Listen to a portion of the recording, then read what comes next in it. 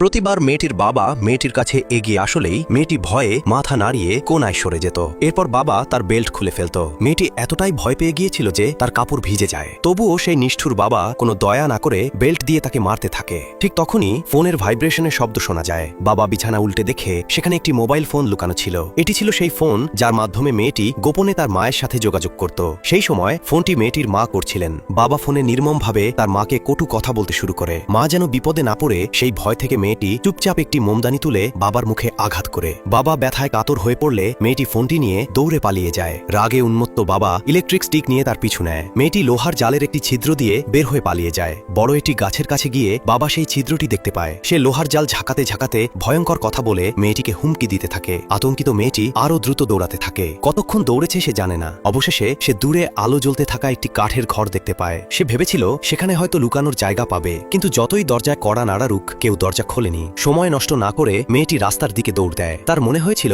রাস্তা দিয়ে যাওয়া কোনো গাড়ি তাকে বাঁচাতে পারবে, কিন্তু রাস্তার উপর উঠেই একটি গাড়িতে তাকে ধাক্কা দেয়। মেয়েটি অনেক কষ্টে দাঁড়ানোর চেষ্টা করে। কয়েক কদম এগোতেই আবার মাটিতে পড়ে যায়। ড্রাইভার গাড়ি থেকে নেমে তাকে দেখতে গিয়ে মেয়েটির মাথা থেকে প্রচুর রক্ত বের হতে দেখে ভয় পেয়ে যায়। হাসপাতালে নিলে অনেক টাকা খরচ হবে। এই চিন্তায় সে ভয়ঙ্কর সিদ্ধান্ত নেয়। সে মেয়েটিকে হত্যা করে এবং তার মরদেহ নিয়ে একটি জলাধারের কাছে যায়। তারপর ঠান্ডা নদীর পানিতে মেয়েটির দেহ ফেলে দেয়।